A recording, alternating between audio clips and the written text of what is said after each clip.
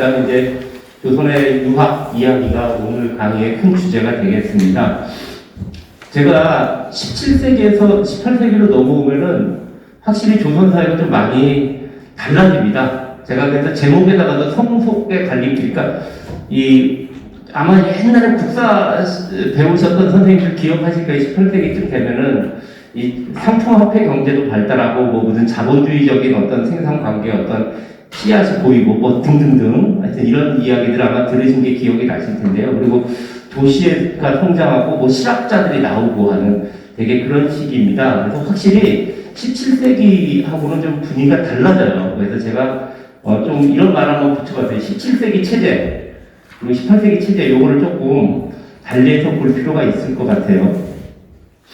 일단은 17세기 조선을 사로잡았던 뭐라 그럴까 이념적 어떤 국어라고 할까 그건 북벌이었죠.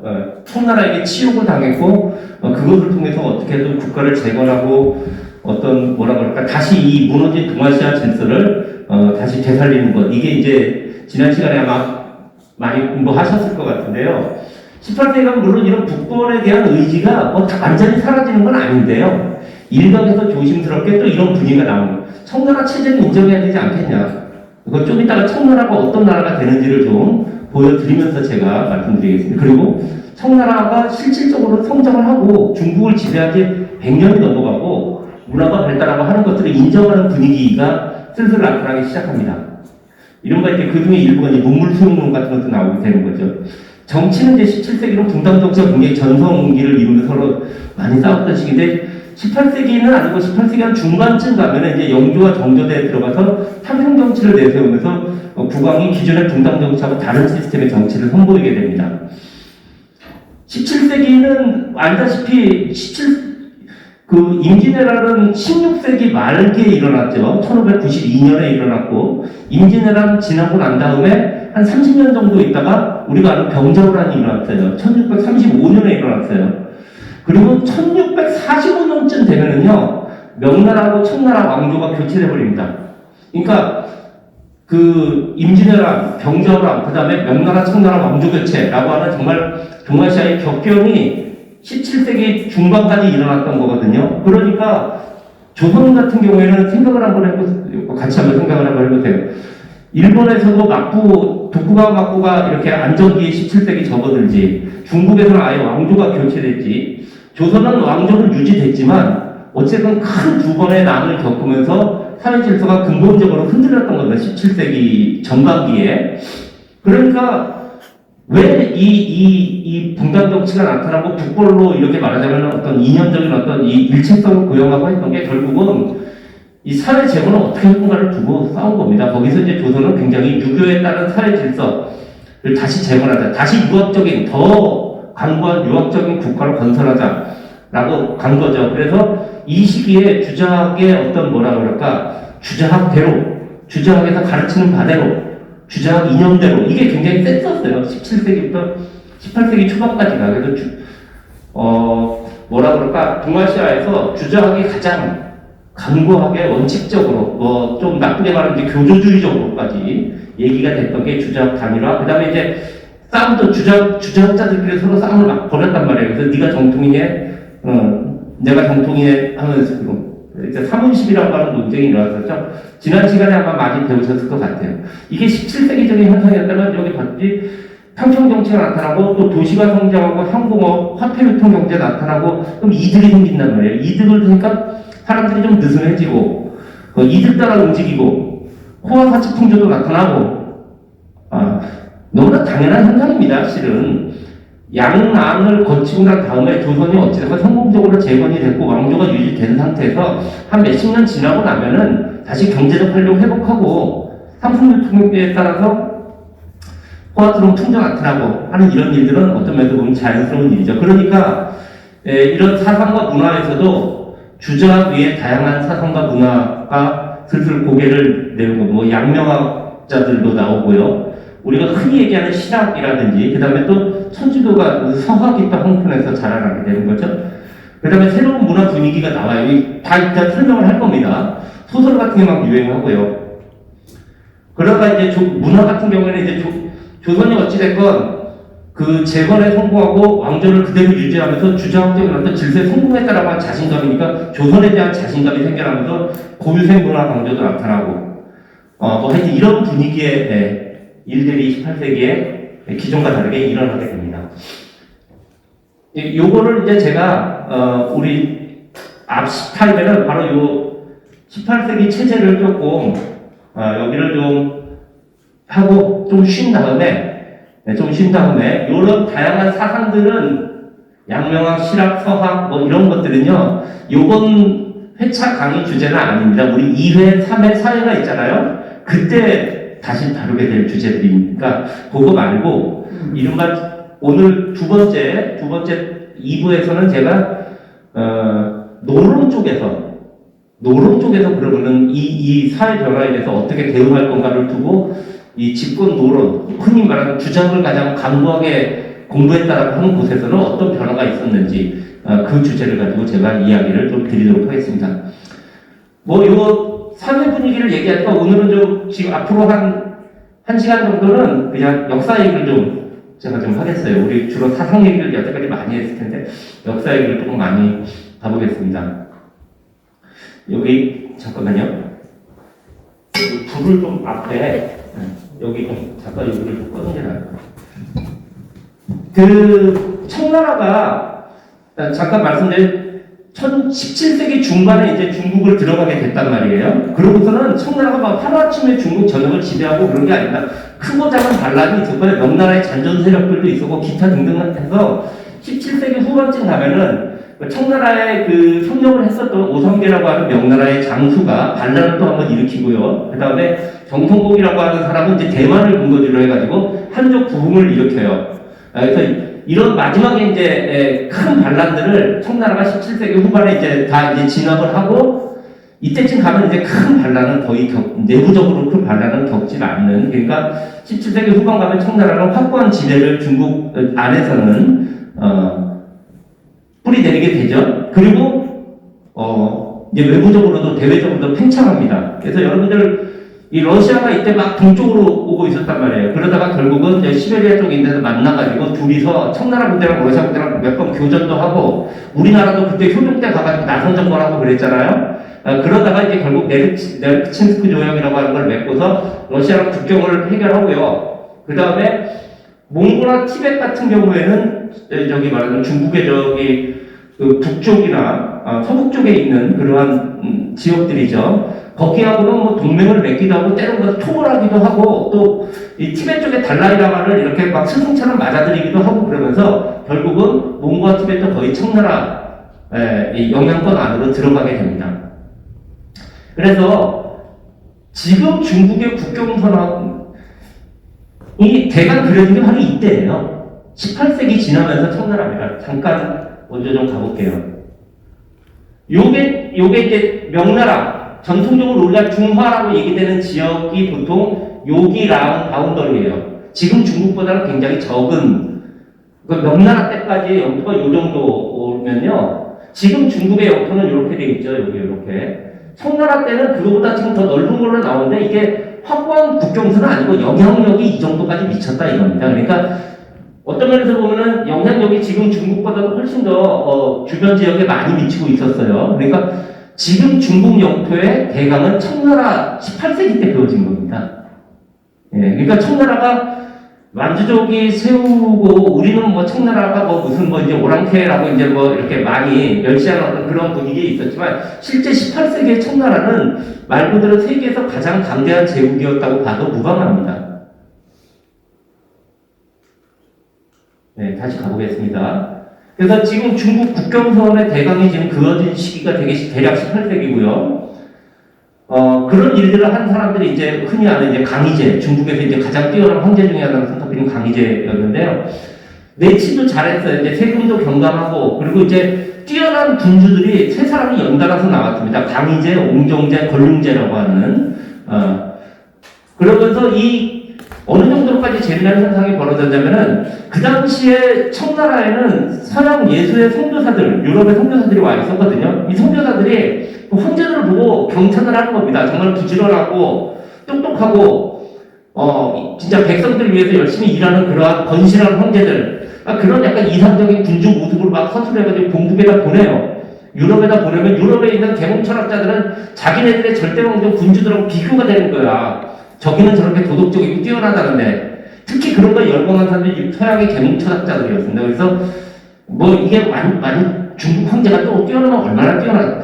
바깥으로부터 뛰어난 중국 황제의 이미지가 자기네들의 계몽군주 이미지에 투사가 되는 거예요. 우리 귀족들은 저렇게 못나고 왕들은 저렇게 비리비리한데 이런 식으로 하면서 실제 그 당시에는 중국에서의 정치적 이미지가 역으로 유럽으로 가. 그 이후에는 이제 나중에 완전히 뒤바뀌게 된 역전이 되는 거예요.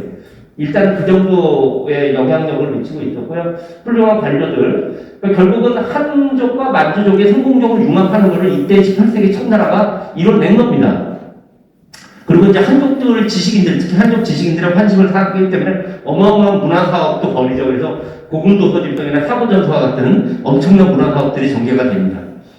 물론 여기까지는 당근에 해당하는 거예요. 환심을 사고 민생을 어루만지고 하는 거인데 청나라는 또 청나라대로 말하자면은 자신들이 어떤 지배에 의문을 제기하거나 아니면 어떤 정체성을 확보해야 하는 정책, 채찍 정책도 합니다. 그래서 가장 한족들의 반발을 하지만 그래서 끝까지 밀어붙여가지고 결국 저항의 의지를, 문화적인 저항의 의지만을 꺾어버린 게 여러분들 다 아는 이제 병감이죠.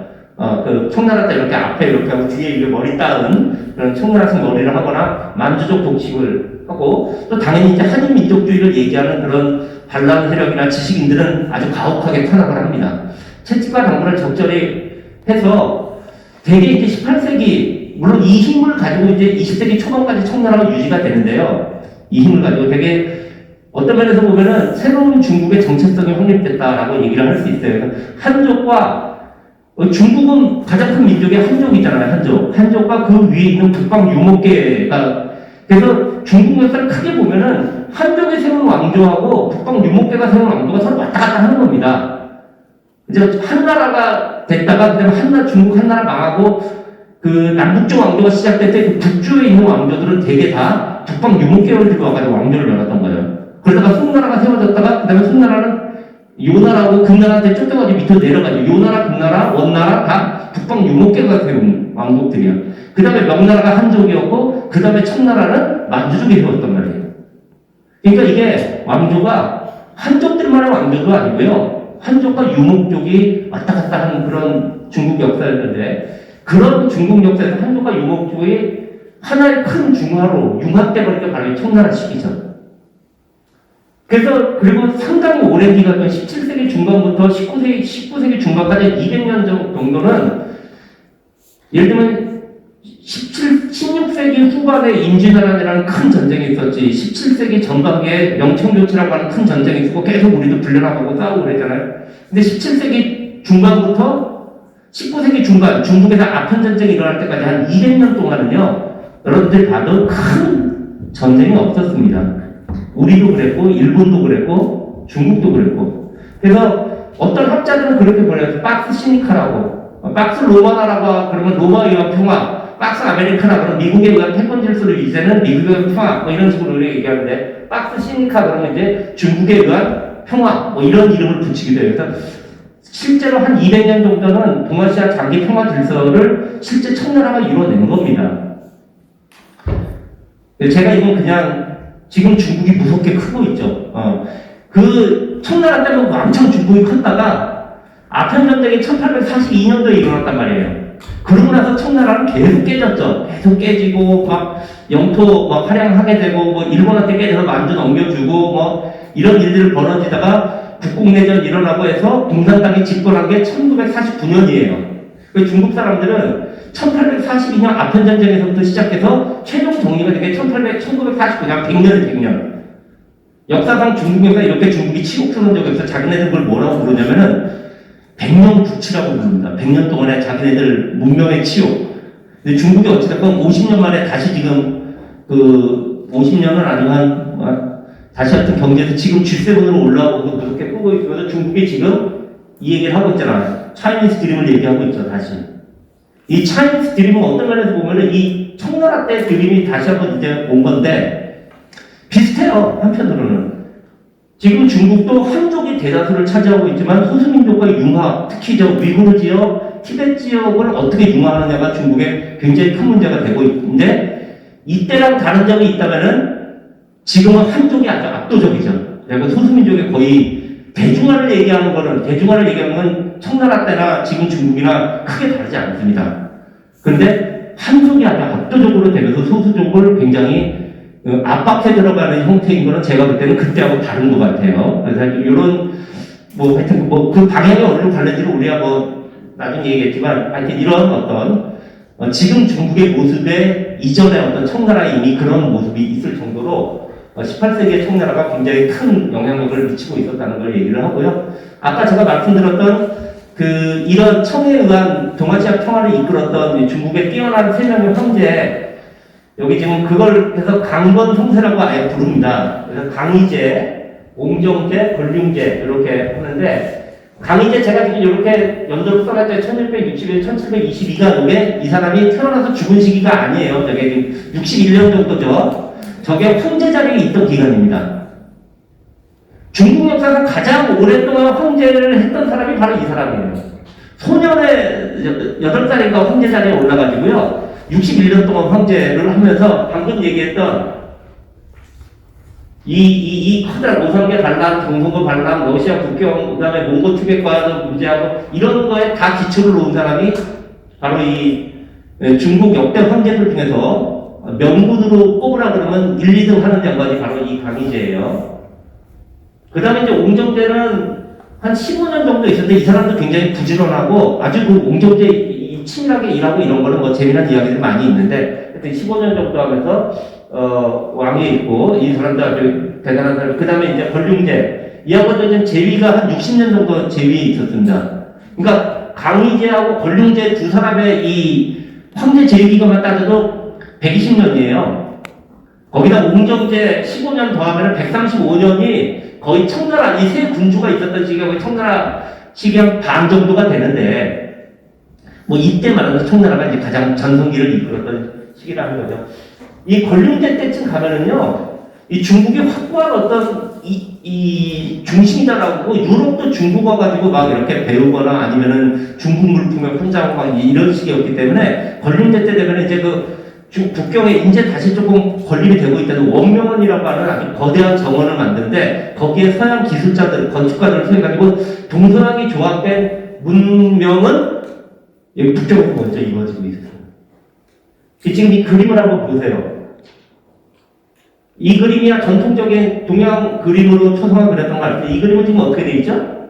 권륭제도 물론 이런 식으로 잡혀있는 때 이런 그림이 나오기 시작하는 거, 이건 서양 화가가 그린 겁니다. 네. 이 그림 되게 유명하죠. 그래서 마르블러스를 타고 그 다음에 이제 서양 화가가 그린 권륭제 그림. 어찌됐건 이 당시에 중국은 세계 제국으로서 동서문의 융합까지 일정 정도 달성을 하고 있을 정도로까지 가고 있었어요. 자, 그건 그렇고 이건 좀 이따가 좀. 그래서 이게 이제 당시 중국에서는 그래서 이제 세계의 중심은 중국이라는 식의 이제 이게 더 확고하겠고 18세기 후반에 청나라의 화가이던 요문환이라고 하는 사람이 망국 레저도, 그러니까 전 세계에서 우리 청나라의 사신본에서 조명하고 있다 이런 식의 그림을 그렸는데 여기 보면은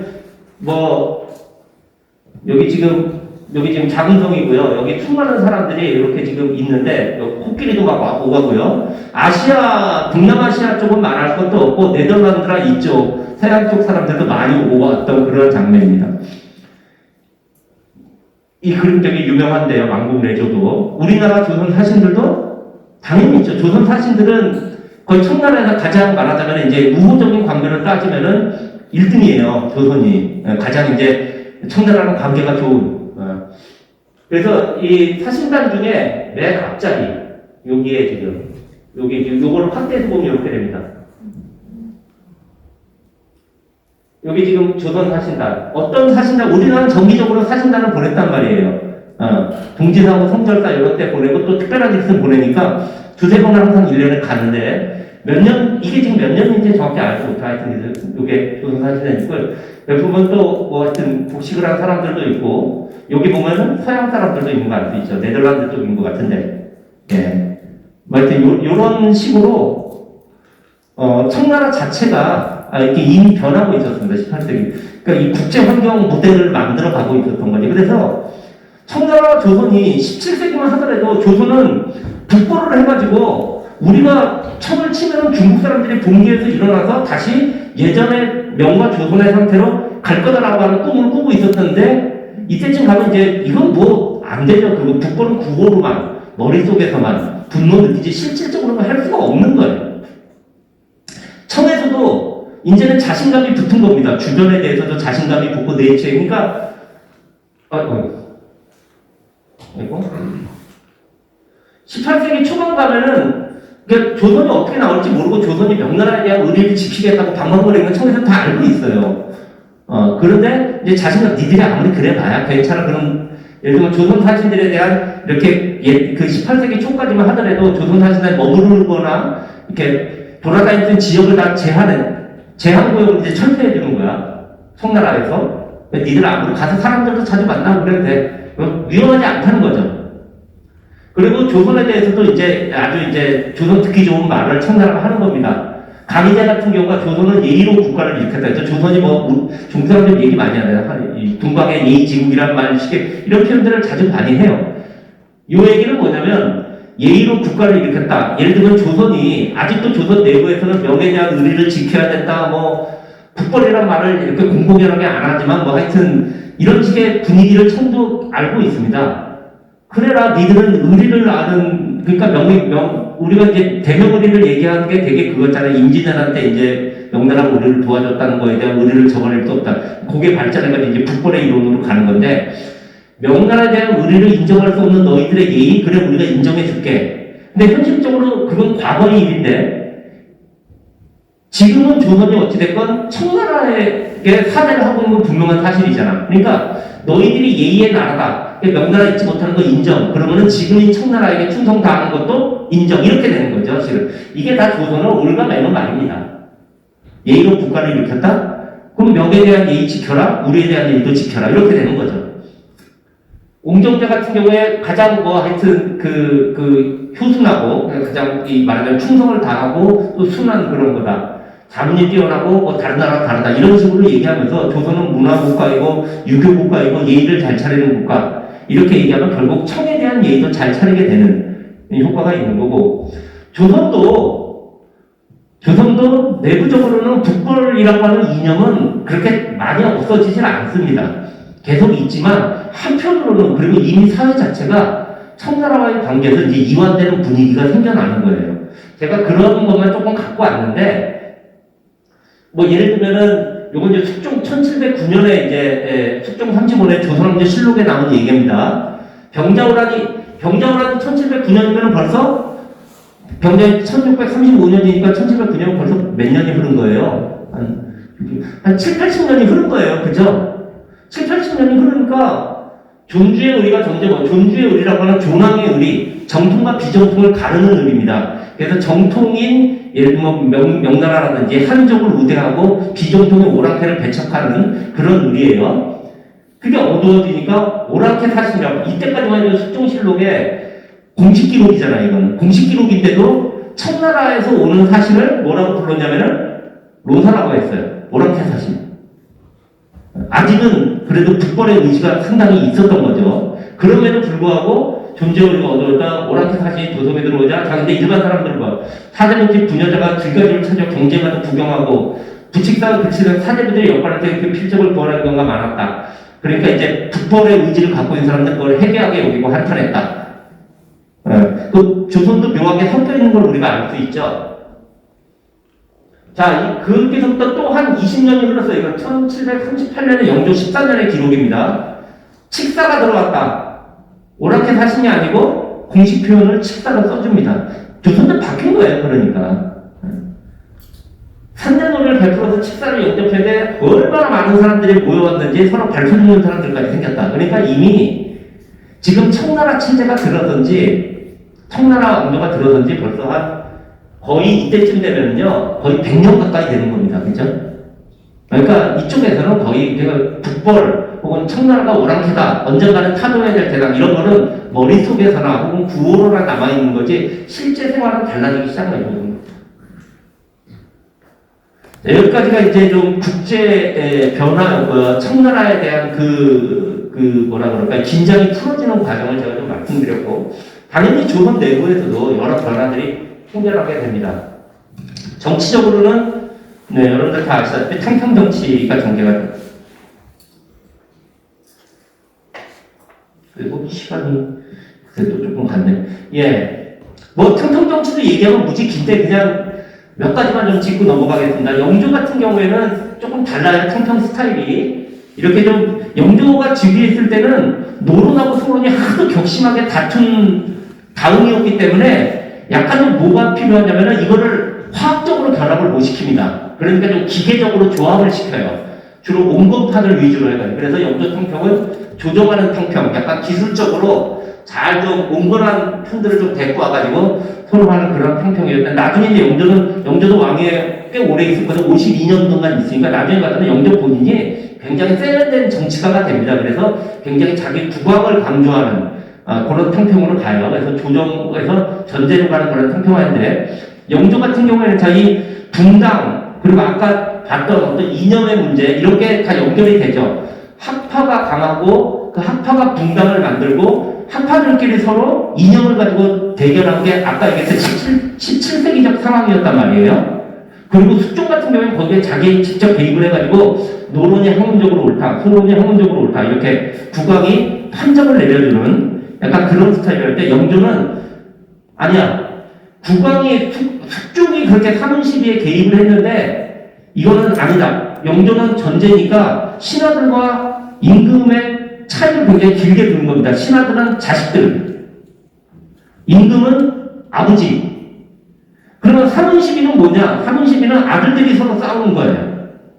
어떤 아버지가 아들들 서로 싸우는데 개입하느냐? 개입 안 한다. 그럼 니들끼리 알아서 해. 이런 식이에요. 영조는. 그러니까 국왕의 사문 시비를 숙종처럼 개입을 하지 않습니다. 그거는 아들들의 문제에 개입하는 거. 그러니까 영조 때 가서는 이 탕평 정치의 이 붕당 정치는 학문, 사상, 정치가 이렇게 하나로 돌아가는 세트예요. 말하자면 이념 대결을 강하게 하는 세트인데, 영조 때 가서는 학문은 학문대로, 사상 투쟁은 니들끼리 알아서 해. 정치는 다른 영역이야. 이런 식으로 가는 거예요. 그러니까 어떤 면에서 보면 학문하고 정치가 분리되는 거죠. 사상과 정치가 분리되는 겁니다. 이게 영조가 상당히 실제 과거의 붕당하고 차원이 다른 붕당의 판을 깔아놓은 게 이게 영조의 탕평의 의미입니다. 정조 같은 경우는 또 좀 달라요. 정조는 본인이 공부도 많이 했고, 이제는 국왕이 군사, 그러니까 임금이면서, 영조는 임금이자 아버지였잖아요. 임금이자 아버지면 그냥 무조건 충성 이렇게 되는 건데, 정조는 무조건 충성은 안 돼. 니들은 나에게 공부를 배우면서 따라와요. 이게 임금이자 스승, 이게 정조식입니다. 그래서 정조는 의리탕평이라고 보통 얘기하는데, 국왕이 책임지고 새로운 의리를 제기하면서 신하들을 설득해서 따라오게 하는, 약간 영조하고 정조가 다른데요. 어찌됐건 결과적으로는 요 시기에 국왕권이 신장되고 관료층들이 신장되고 또 사대보다 일반민들의 역량이 신장되는 그런 효과가 나오고, 아까 봤듯이 학정 일체가 아니라 학정 분리 스타일로 가게 됩니다. 그러니까 이런 식으로 국왕들이 판을 깔아주니까 주장학 일변도가 아니고 다양한 사상 경향, 그러니까 정조 같은 경우에 서학에 대해서 상당히 반대한 정책이 나오는, 그러면서 이제 사상이나 이런 것들이 다양하게 가는 분위기로 가는 겁니다. 이건 뭐 영조의 초성하고요. 요거 이제 우리 임금들의, 조선시대 임금들의 초성화는 1950년대 초반에 불타가지고 태조하고 영조하고 철종은 반만 남았고요. 그 외에는 거의 남아있는 게 없습니다. 요거 이제 정조도 초성화는 남아있는 게 없고, 선운록이라고 하는 곳에 정조의 간단한 초성화가 현재 남아있어서 뭐 이렇게 얼굴을 한번 우리가 생각해 볼 수 있고.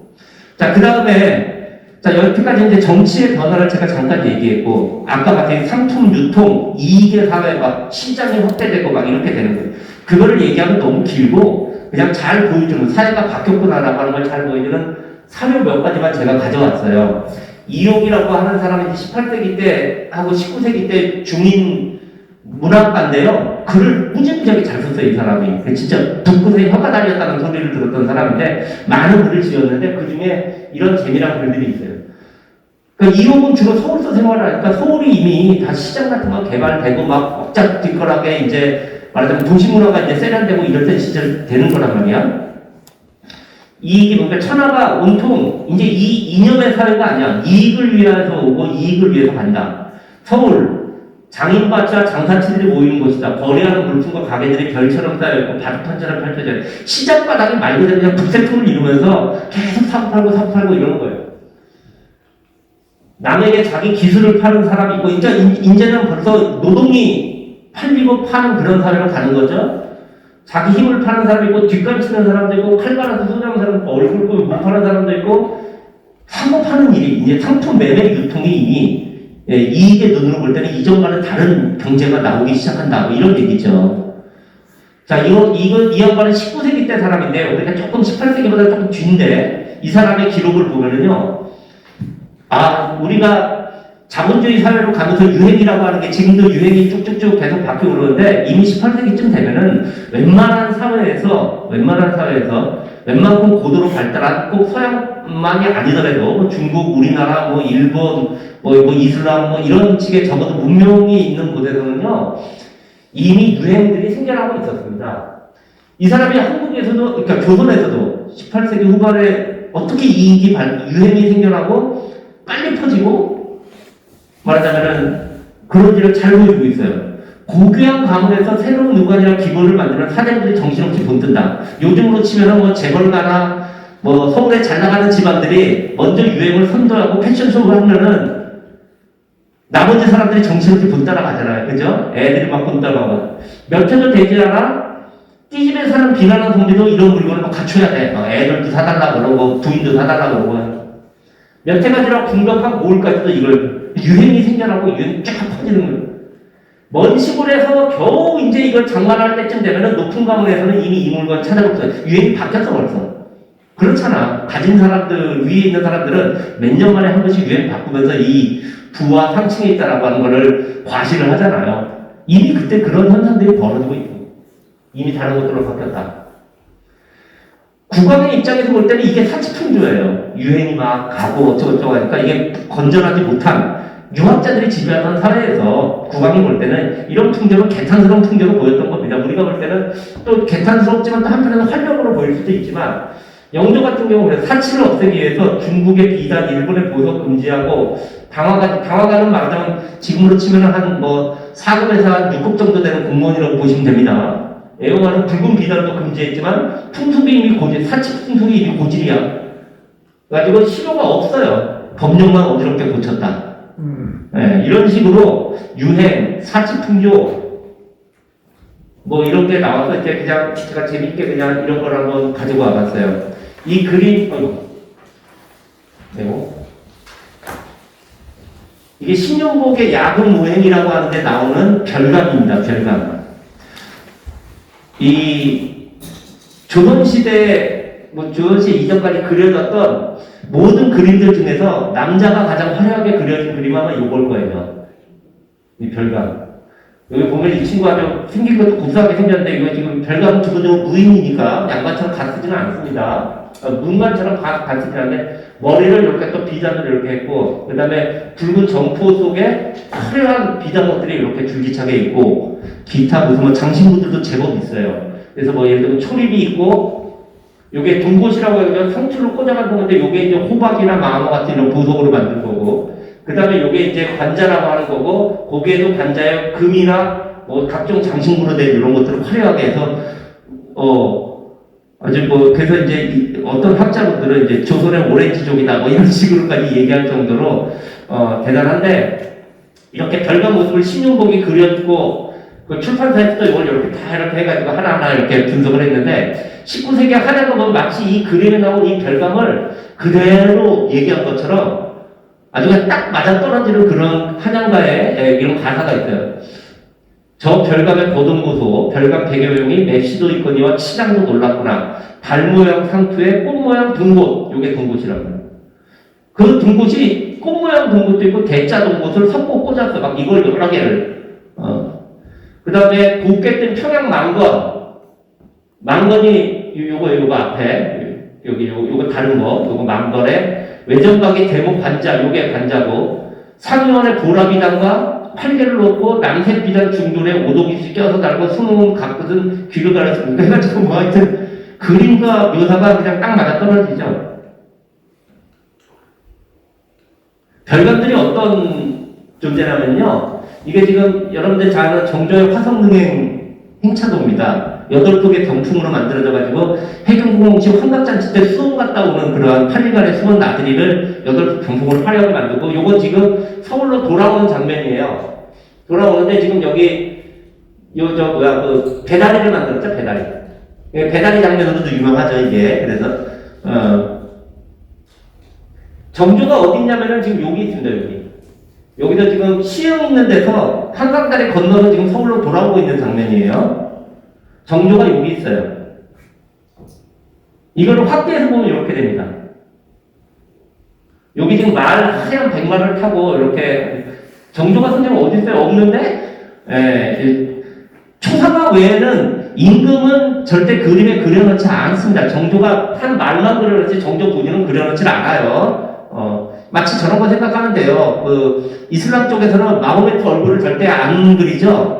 이슬람권 사람들은 그냥 마호메트 얼굴인데 하얀 천으로 얼굴을 가려있는 모습을, 마치 그런 것처럼 존귀한 존재에 대한 일종의 존경 표현이라고 보시면 되겠습니다. 여기 지금 배다리 장면이 있고요. 여기 지금 왕이 있고, 왕을 호위하는 호위무관들, 왕의 심부름하고 왕을 호위하고, 그게 별관이에요.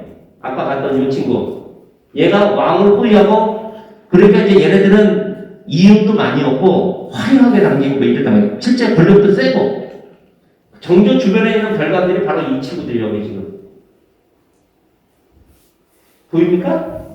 예, 여기 주변에 별관하고 좀 비슷한 애들이 많이 있죠. 선정관 뭐 이런 사람들이 있고, 여기 지금 무인들도 있고, 근데 얘네들이 별관입니다. 예.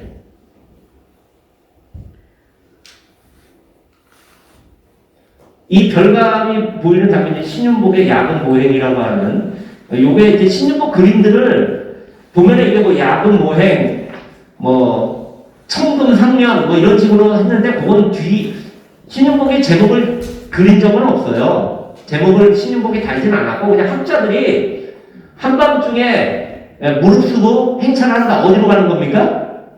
기생집 가는 거죠, 지금. 기생집. 한밤중에 기생집 행차. 이렇게 해도 상관없습니다. 선생님들이 다 제목 한밤중에 기생집에 지금 가고 있는데, 여기가 지금 말하자면 앞에서 길잡이를 하고 있는 친구니까 요즘으로 얘기하면 뭐, 삐끼 같은 거죠, 그죠? 예.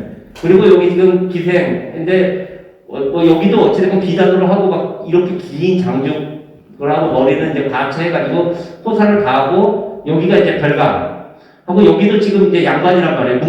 문관계열 양반인데, 여기도 옷이나 뭐 이런 가끔 늘어진 거 하며, 소관에 있는 화려한 옷 하며, 그 다음에 뭐, 여기도 나름 도석이랑 장식으로 치장 많이 했습니다. 이 친구는 말할 것도 없고. 그러니까 요즘으로 얘기하면 거의 뭐, 상당히 끝발 좋은, 세력 있는 관료하고, 세력 있는 집안에 뭐 하여튼 잘 노는 도련님 둘이서 이제 한밤중에 기생집 가는 장면이죠.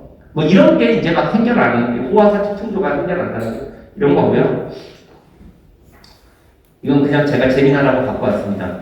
유곽 제문, 기생집에서 서로 남정네들끼리 싸우기, 뭐 이런 얘기죠. 술 먹고 이제 결국은 아까 이 친구들인지 모르겠지만 비슷하게 술 먹고 지금 싸워서 이게 한 대 얻어 맞았죠, 지금 이 친구는. 별감이 지금 나서서 말리고 있고요. 이 친구 가슴 지금 여기 떨어져 있네. 한 친구가 죽고 있고, 이제 한심하다는 듯이 지금 여기, 그 기생이 쳐다보고 있고, 뭐 하여튼. 얘는 이제 약간 좀 한다 하는 애 같은 우통 벗어 던지고 그냥 한판 뜨자, 뭐 이렇게 하고 있는 거죠.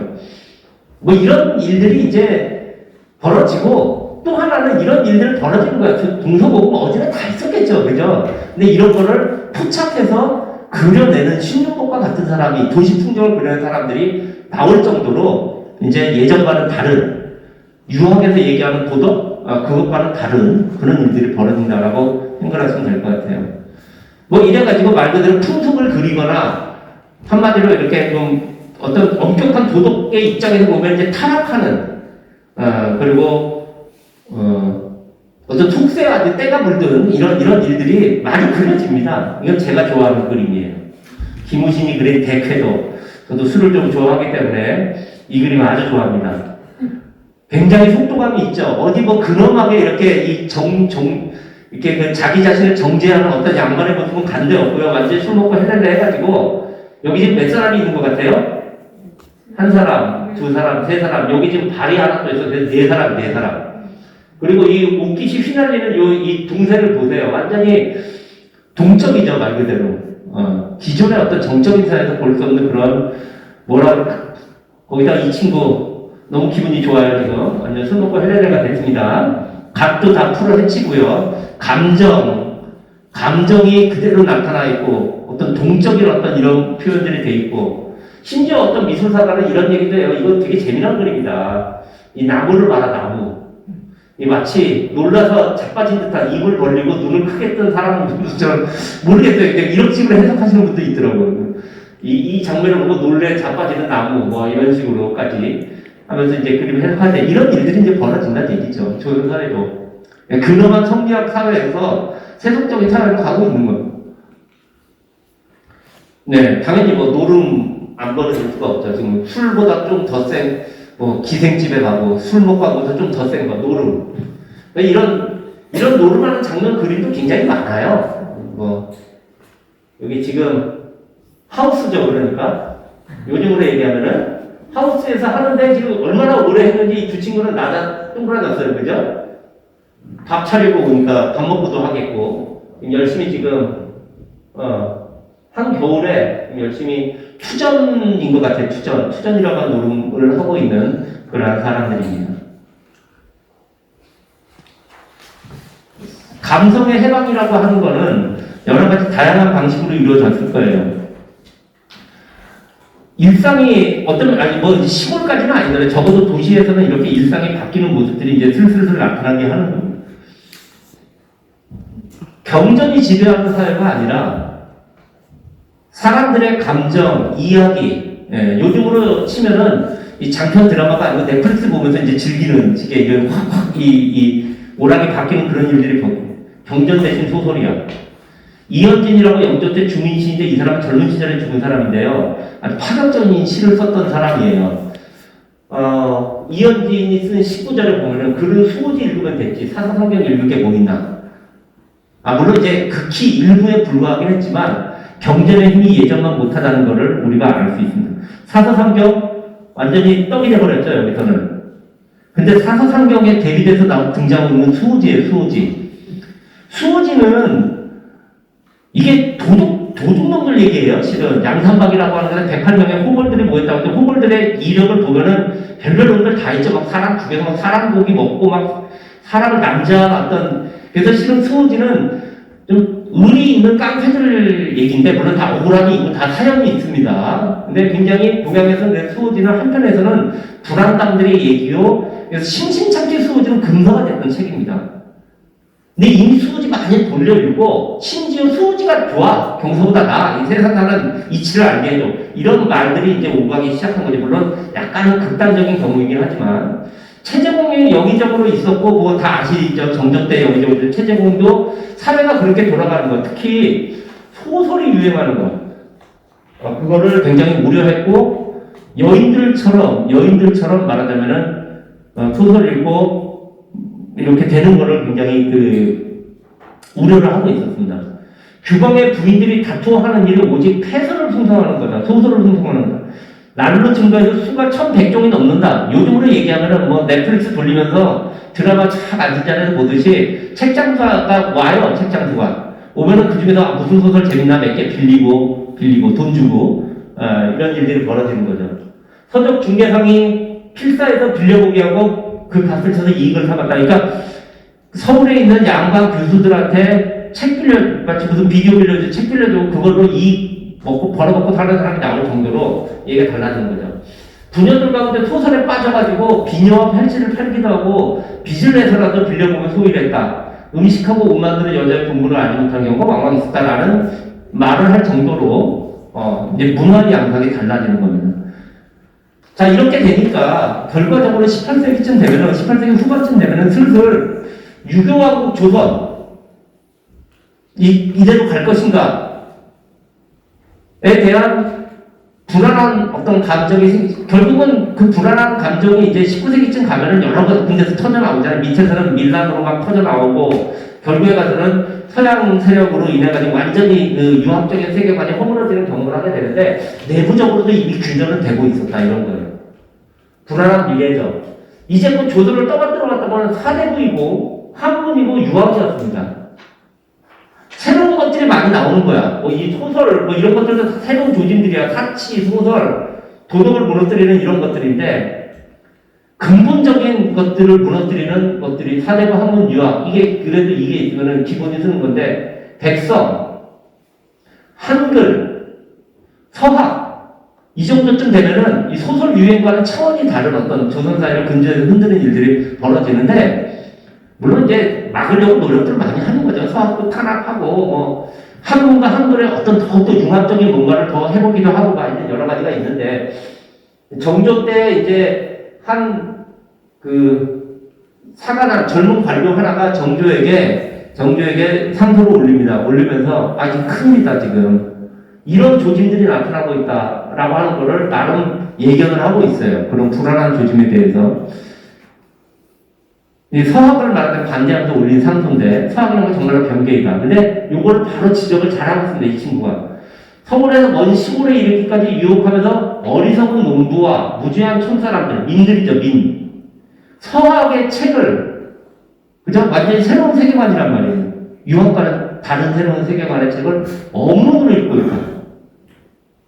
그러니까 제가 얘기한 이 세 가지가 요게 딱 이렇게 되니까 화가 어느 지경에 이를지 모르겠다라고 하는 건데 이런 약간 진단이 비교적 잘 잡아낸 것 같아요. 제가 볼 때는 이런 흔들리는 조선사의 동요라고 하는 거를 대강 이 정도고요. 일부는 이 정도로 하고 제가 지금까지 이렇게 쭉 얘기한 것들은 특히나 그 조선의 아까 막 무슨 포화 사치 풍전이 신윤복 그림이 하는 것들 아주 좋은 책이 있습니다. 이 재밌죠? 이 재미난 이야기들은 박명관 선생이라고 책에도 신문에도 자주 글 쓰시는 분인데 조선의 뒷골목 풍경이나 아주 재미난 책이 있습니다. 이 책을 한번 보셔야 되고요. 그 조선 사람들 해원 신윤복의 그림이 굉장히 재밌어요. 정말 재밌어요. 그 신윤복에 대해서 이분이 잘 포착해서 그리고 두 책은 다들 한번 읽어보실 만한 제가 방금 얘기한 18세기 조선의 풍속, 달라진 세태 이런 거를 잘 볼 수 있는 책입니다. 대강 여기까지 먼저 조금 설명드리고 한 10분 쉬었다가 다시 좀 시작을 하도록 하겠습니다.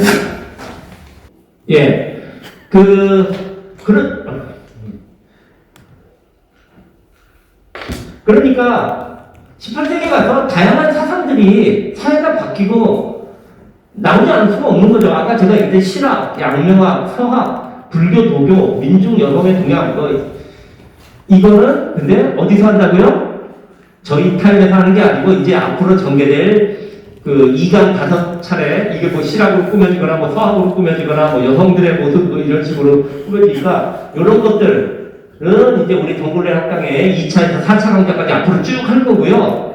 거기서 안 다루는 그러면은 이른바 집권주류 기존의 주자학을 강조하면서 조선이 주자학대로 가야 된다 이걸 얘기했던 쪽은 당연히 이제 자기들이 얘기했던 주장했던 그런 사회하고 다른 사회가 전개되고 있는 속에서 고민이 생겨나지 않을 수 없겠죠. 그쪽의 고민을 좀 보도록 하겠습니다. 지금 집권 주류의 고민과 논쟁을 앞으로 조금 보겠습니다. 그래서 이제 그쪽에서도 되게 이제 18세기에 가장 크게 일어난 철학적인 논쟁이 호락 논쟁이라고 하는 논쟁이에요.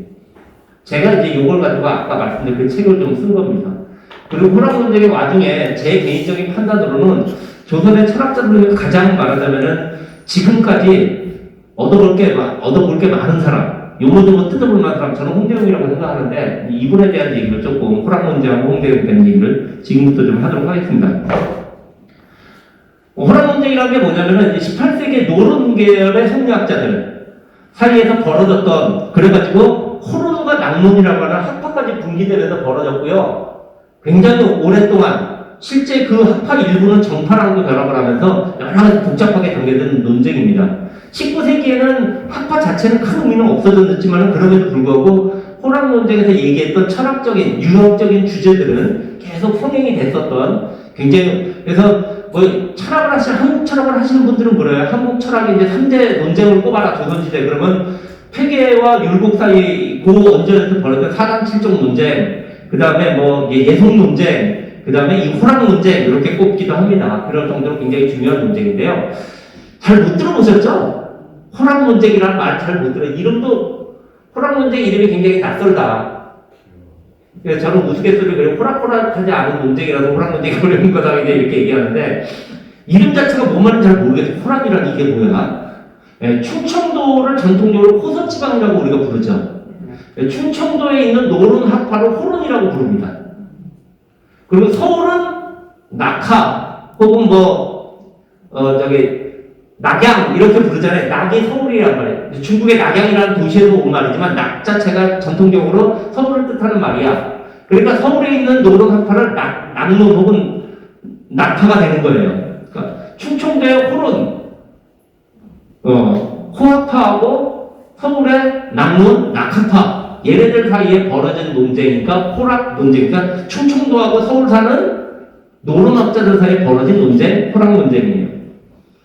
근데 이제 학자들 중에는 요거를 이제 이 사람들이 몇 가지 이제 이발설, 인물설, 성범설을 가지고 논쟁이 붙었는데 그 중에서 가장 치열하고 박터지게 싸웠던 게 인물을 가지고 싸운 거예요. 인물성, 인간과 물성, 인성과 물성의 각과 다름을 가지고 있기 때문에 인물성 동의 논쟁으로도 부르기도 합니다. 현대 학자들 가운데서는 저는 그냥 호락 논쟁이라고 불러요. 하여튼 그래서 제가 사전적으로 설명드렸고 애초에는 철학 주제 때문에 생긴 거예요. 미발 문제, 인물 문제, 성범 문제. 이거 좀 이따 다시 말씀드릴게요. 당연히 이런 주제들에 대해서 유학자들 개인 차이 있을 수 있죠. 당연히. 근데 이게 이제 개인 차이에서 처음에 시작이 되지만 이게 학파 문제로 걸고 그 다음에 충청도와 서울이니까 이 지역 문제도 있습니다. 아까 봤듯이 흥청망청되면서 막 세태가 변하는 게 서울이란 말이에요. 청나라하고도 교류가 빈번하고 국제경제 돌아가는 거 아무래도 서울 사람들이 더 빨리 알아. 그러니까 지역 문제도 걸리고 정치 문제도 걸립니다. 그래서 되게 서울 지역의 낙론 중에서 시파가 많이 나와요. 충청도 지역의 호론 중에서 되게 격파가 많이 나옵니다. 그 다음에 뭐 살해인식 등이 얽혀서 굉장히 복잡하고 길게 전개가 됐던, 그러니까 뭐 예를 들면 퇴계와 율곡, 퇴계하고 기대승과의 논쟁, 율곡과 성운과의 논쟁, 되게 이 네 사람을 전개가 됐다면 여기는 요소도 굉장히 복잡하고 참여 사람도 굉장히 많고 기간도 길었어요. 그 와중에서 이제 낙물에서 이른바 이제 홍대원과 같은 북학파가 붕괴해서 나오기도 하는. 그래서 이제 여러 가지로 큰 의미를 지녔는데 어렵고 길기 때문에 한국사에서는 그렇게 큰 비중을 이거 얘기하면 이제 일단 학생들 다 자요. 다 자기 때문에 어렵고 실제 주제도 어렵고 그 이야기를 그래도 안 할 수는 없는데 28세기를 하려면은 집권층에서의 어떤 고민이 있으면 이걸 결국 알아. 일단 호락 논쟁을 이해를 하려고 그러면 이제 서인하고 노론 이 사람들이 결국은 지난 17세기를 겪으면서 18세기에 집권 주류가 됐던 18세기의 집권 보수층이라고 생각하시면 됩니다. 되게 영조하고 정조가 평평을 하면서 분당을 고르게 했다 그러지만 그럼에도 불구하고 주류는 되게 이 노론이에요. 노론이었고 노론에서 결국은 다 나중에 19세기 때 세도가문들 다 노론 계열에서 나오게 됩니다. 자, 어찌됐건 그 두 학맥이 어떻게 되면 노론, 서린 노론에서 이어진 학맥은 율곡이가 있었고 율곡이의 제자 중에 김장생 김집부자, 그 다음에 김장생 김집부자의 제자로 이제 송시열이 최대 17세기 이데올로그죠. 말 그대로 인형가였단 말이야. 이 송시열의 제자가 요 사람 충청도 쪽에는 권상하라고 하는 아주 뛰어난 제자가 있었고요. 서울 지역에는 김창엽 형제라고 하는 또 뛰어난 제자가 있었습니다. 이렇게 해가지고 권사화를 따르는 요 권사화의 제자들도 뛰어난 사람들, 강문 파락사라고 보통 부르는데 한원진이랑 이강 같은 그런 제자들이 있었고 이 사람들 중에 이제 한원진의 제자가 김한록으로 돼가지고 나중에 벽파랑 연결되는 이런 식의 흐름이 요게 호론의 흐름이에요. 서울은 어떻게 김창원 형제로 갔다가 뭐 이런 사람들이 있고요. 이런 사람들 중에 이제 김원흥이라는 사람으로 해서 요 사람의 이제 손자쯤 되는 요 사람이었고 그 다음에 일부 시파와 연결돼서 그 중에 이제 루치파와 연결되고 그 다음에 홍대원 같은 사람도 나오게 돼요. 대강 뭐 참여한 사람들의 큰 덩어리는 되게 이렇고요. 그럼 주제가 뭐냐? 아까 제가 미발 논쟁, 인물 논쟁, 성범 논쟁이라고 했는데 자, 지금부터는 다시 또 이제 우리 유학 뭐 이 얘기를 또 좀 들어봐야 될 것 같습니다. 머리를 잠깐 또 정신을 또 좀 바짝 차리시고 미발 논쟁은 미발 신체 논쟁을 줄인 거예요. 미발 신체. 미발이라고 하는 말 자체가 발하기 전하다. 뭐가 발하기 전이야. 감정이 발하기 전의 상태를 미발이라고. 감정이 발하기 전에 마음의 본체가 뭐냐? 이런 겁니다. 벌써부터 머리가 막 어지러워지죠. 미발 시의 마음의 본질이 무언가? 이건데요. 미발이란 말 자체가 어디서 하면 희노애락지 미발 위지중이라고 하는 중용의 구절이 있어요. 희노애락이 발하기 전에 그 상태를 일러 중이라고 말한다. 이런 중용 구절이 있습니다. 희노애락이라고 하는 인간의 감정이죠. 인간의 감정이 발하기 전에, 그러니까 간단하게 얘기하면 거꾸로 가면은 감정이 발하기 전이라고 하는 거는 여러 가지를 생각할 수가 있어요. 잠잘 때 감정이 발하기 전이겠지. 그죠? 미친 사람. 정신 완전 나가버렸어. 또 감정이 발하기 전인가? 멍한 상태. 감정이 발하기 전인데 그런 걸 얘기하는 건 아니겠죠, 물론. 감정이 발하기 전이라는 거는 정신이 아주 맑고 고요한 상태라고 보시면 될 것 같아요. 뭐 새벽에 일어나서 이렇게 좀 몸과 마음을 정결하게 한 다음에 차분하게 명상을 해서 마음이 아주 고요하게 가라앉았다. 그런 상태. 그런 상태를 굳이 따지면 미발 상태라고 보시면 됩니다. 감정이 발하기 전의 마음. 고요한 그 상태가 유학자들이 볼 때는 마음의 본질이 가장 잘 드러나는 순간이에요. 마음의 정체가 거기서 밝혀진다라고 하는 거예요. 물론 현대 과학이나 이런 거하고는 전혀 설명이 다른 거죠. 굳이 따지면 종교적인 영역에 가깝습니다. 스님들이 참 자선을 해가지고 아주 고요해진 상태라든지 아니면은 기독교 같은 데서 이제 기도를 해가지고 아주 신에게 자신을 어떤 아주 강력하게 투사되어 있는 그런 상태라고 할까? 그런 상태. 근데 그러면 그때 마음이 감정이 이렇게 발아지지 않은 아주 고요한 그런 상태에 마음은 말하자면은 이 인간의 본성이죠, 본성. 인간의 도덕적 본성이 곧 발하지 않은 그 상태가 주로 도덕적 본성 위주로 되어 있냐, 본연지성 위주로 되어 있느냐. 근데 마음 자체는 주자도 얘기했듯이 신통성정이라고 해서 마음은 본성과 감각을 함께 말하자면 통솔한다. 이렇게 얘기를 또 정리하는 태제가 있단 말이에요. 그러니까 결국은 아무리 그런 고요한 상태라 할지라도 마음 자체는 이게 이미 기질지성, 이게 육체와 이게 결합이 돼 있는 상태야. 본성은 인이해지신 것 같은 깨끗한 마음, 그 자체 깨끗한 마음이고 깨끗한 뭐라 그럴까요? 도덕적인 어떤 굉장히 추상적인 어떤 그런 건데 그게 이미 내 마음에 들어와 있으면은 벌써 그때 마음은 굳이 따지면 육체를 보면 심장이었고 심장 그죠? 이 심장 같은 거에 마음이 쿵쾅쿵쾅쿵쾅 뛰면서 들어와 있다는 거예요. 그래서 그 고요한 상태의 마음이 본연지성이 꽉 차 있는 그런 상태냐 아니면 물론 본연지성이 꽉 차 있지만 그럼에도 불구하고 결국은 기질지성에 역시 통제가 돼 있느냐 이렇게 보느냐에 따라서 본연지성을 강조하는 사람 미발 때는 본연지성 위주이기 때문에 결국 마음의 본체는 도덕 자체로 충만하다 이렇게 보는 파가 있고 아니다. 그러니까 낙론은 본연지성의 보편성을 강조하면서 오로지 미발 때는 순선한 도덕 본성만 가득 차 있다 이렇게 얘기를 했고요. 호로는 역시 또 기질지성의 특성을 강조했기 때문에 이때도 선하게 이 가능성들이 혼재되어 있다고 본 겁니다.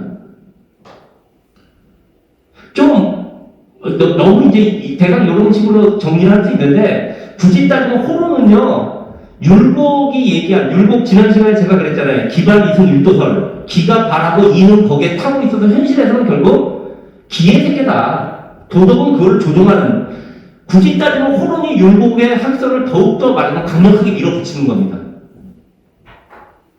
그러니까 요 계열 이에서부터 시작해서 성시열로 갔다가 번사 한원진으로 가는 요 계열이 율곡의 기발 이승설 기질지성 혼합설을 극단적으로 밀고 가는 거예요. 근데 이제 율곡은 그렇게 밀고 갔는데 율곡은 따라서 그러면 현실 세계의 작동 원리가 중요하다. 그러니까 현실 개혁 논리가 나오는 거죠. 호론은 좀 다른 방향으로 갑니다. 이론은 호론이나 율곡이 그래도 비슷한데 율곡은 기질지성을 강조하면서 현실을 강조하는 개혁 논리로 가는데 호론은 좀 이따 보겠지만 외려 보수적으로 가요. 그러니까 철학이라고 하는 것도 그때그때 정치적 위치, 사회적 맥락에 따라서 이론이 이렇게도 갈 수 있고 저렇게도 갈 수 있는 겁니다. 하여튼 그거는 우리가 모르겠어요. 저도 어느 게 맞는 건지 모르겠는데 실제 그런 건 우리가 많이 보죠. 실제 예를 들면 해겔의 학풍이어도 보수파가 될 수도 있고 진보파가 될 수도 있는 것처럼. 자, 어찌됐건 여기까지가 미발 얘기고요. 결과적으로 보면은 낙론은 본연지성의 보편성 강조, 호론은 기질지성의 특성 강조, 대강 요게 이론상의 특징이라고 보시면 되는 거예요. 자, 그런데 이게 대상이 이때는 마음이었는데 마음을 넘어서서 인간과 물건, 이제 구체적인 어떤 대상으로 가봅시다. 마음을 지니고 작동하는 인간이나 이때 물이라고 하는 거는요, 인간 외의 존재들이라고 생각하면 됩니다. 그러니까 어떤 사물도 될 수 있지만 여기서 물은 되게 사물보다는 동물을 얘기해요. 동물. 그러니까 인간과 물, 사물, 동물 포함의 동일성의 여부인데요. 아까 낙론은 본연지성의 보편성 강조라고 그랬죠. 그러면은 낙론에서는 인이나 물의 본연지성이 두루 갖추어졌다는 걸 강조하게 나가는 거죠.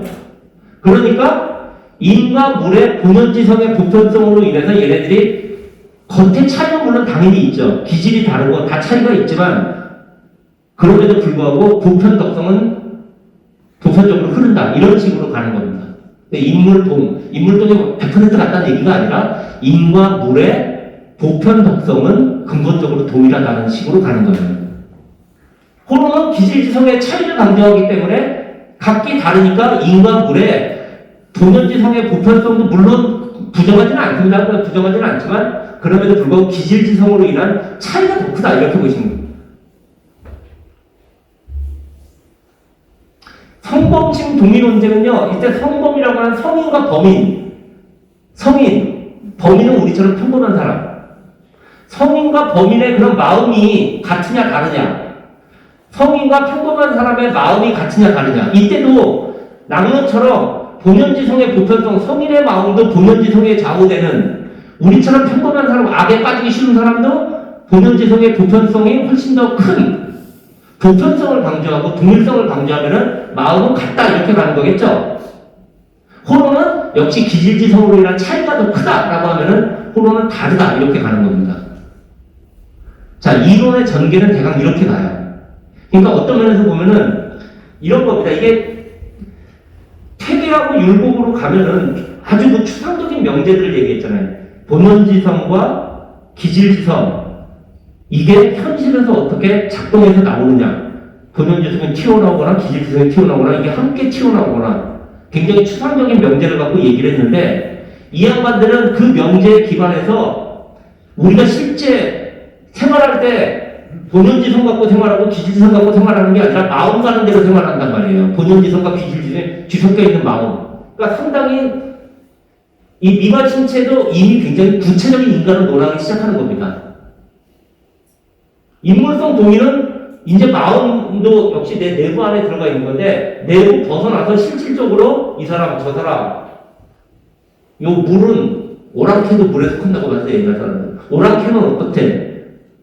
성인과 범인, 거룩한 사람, 유학을 공부 잘해가지고 도덕에 고결한 사람, 아니 우리처럼 평범한 사람, 어린애, 장애인, 여자 이런 식으로 굉장히 이미 어떤 면에서 볼 때는 그만큼 더 유학이 이제 또 구체화되고 더 현실감 있는 무게를 가지고 호락 논쟁은 사단칠적 논쟁의 바통을 이어가는데 이게 다 사단칠적 논쟁하고 연결이 돼요. 근데 사단칠은 조금 추상적인 개념들이었다면 이건 훨씬 더 구체적인 개념들로 내려오는 거죠. 자, 여기까지는 그래도 철학 얘기입니다.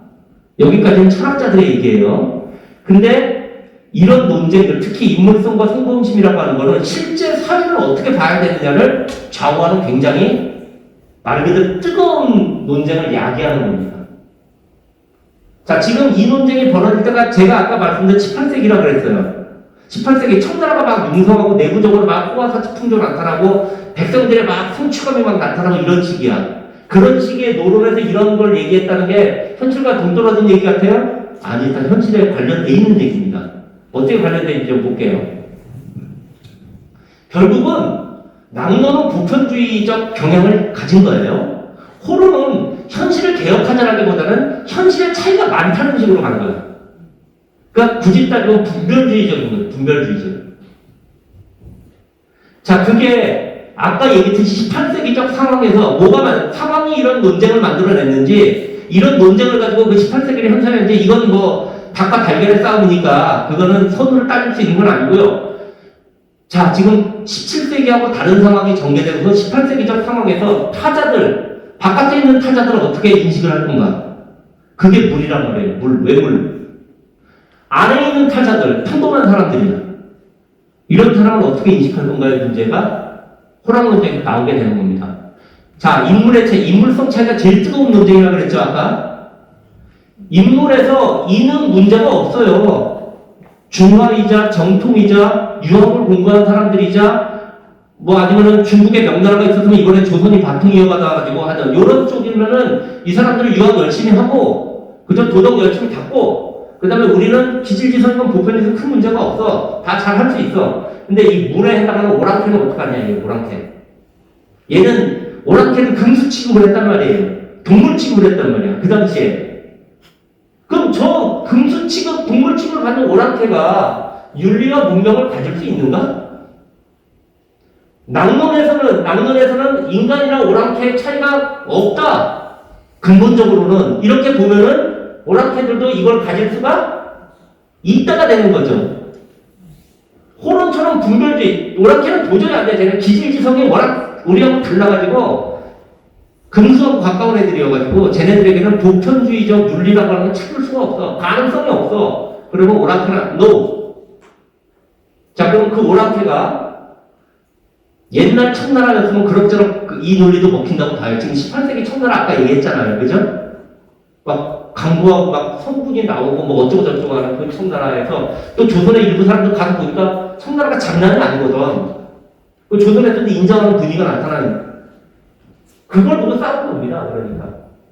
그걸 보고 싸운 거예요. 야, 청나라도 중화가 될 수 있어.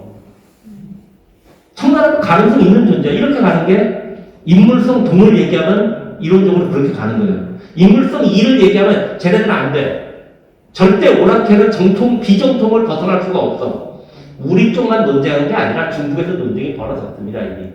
중국의 옹정제라고 하는 사람이, 옹정제라고 하는, 아까 황제 봤었죠? 한쪽 지식인들을 다스리기가 너무 어려워. 한쪽 지식인들이 계속 이 얘기를 하는 거거든. 니네들은 안 돼. 비정통이야. 막 얘기하니까 데려다 놓고 무지하게 패고 공포를 하다가도 문답을 기록해요. 과연 중화는 누가 되는 것이냐? 윤리는 너희나 우리나 공자의 말을 빌어볼 때는 그때 옹정제가 한 얘기가 바로 낙론을 한 얘기가 비슷해.